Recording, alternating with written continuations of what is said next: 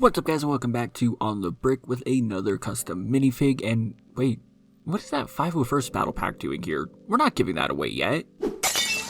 But I will be giving away these two minifigs in an upcoming video, so if you want to be around for that, make sure you hit that subscribe button, and well hey, why don't you hit the like button as well. We're continuing our march to 10,000, and I said that I would be giving away these two minifigs at 6,500 subscribers, and hey, we're close enough. I'm sure we'll get there by the time that video comes out. Make it happen. So please, if you haven't already, hit that subscribe button. It would mean the world to me, because then you get to see videos like this one where I'll be showing off this custom-made OOD minifigure from Big Kid Bricks. Just like with the Spock last week, this is a pretty simplistic minifigure, but it doesn't take away from how cool it is. Now, for those of you who don't know, the OOD are an alien species from Doctor Who. I didn't want to share incorrect information, so I decided to go and look it up first and accidentally spent the last 25 minutes going down a Doctor Who rabbit hole, and why is David Tennant back? But anyway, if I'm not mistaken, because believe it or not, I didn't actually find an answer, the OOD only showed up for a few episodes with the 10th Doctor. They are normally a pretty gentle species, but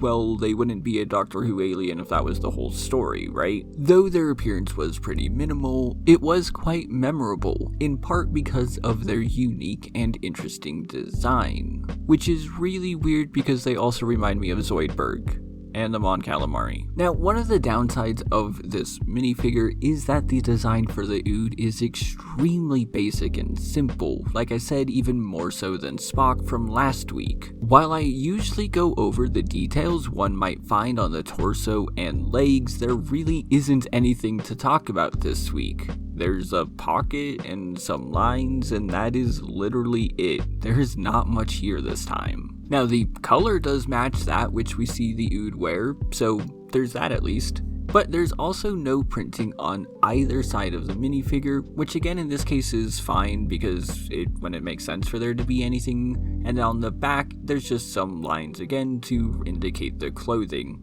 Like I've said, very simple minifigure. But this back area also shows one more thing that you probably already noticed, and that is with the string. It connects to the body by sitting on the stud of the neck underneath the head here. If we switch back around to the front, this is like the white umbilical cord that we see the OOD have. In the actual show, this umbilical cord, which is what it actually is, disappears into the tentacles. That's a little difficult to recreate here. I'm sure someone with much more time could, but for this mass-produced minifigure, it's easier just to have the string connect to the head. I do think that the string is a little bit thick, but at this scale, it's hard to get smaller than that.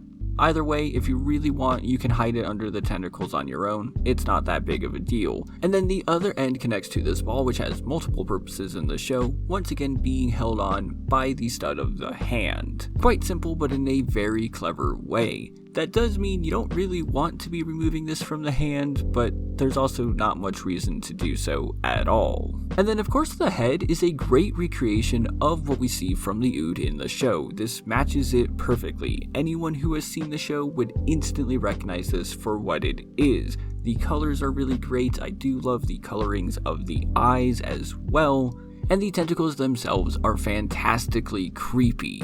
Big Kid Bricks, if you're ever watching this, please make a Davy Jones minifigure. I will definitely buy it. Overall, while this minifigure is on the simpler side, it's really not that bad. I think it does the job it needs to perfectly fine, and for the price, you're still getting something great. As always, the link to it will be in the description down below. I'd love to hear your thoughts in the comments down below, and do please remember to subscribe if you haven't already.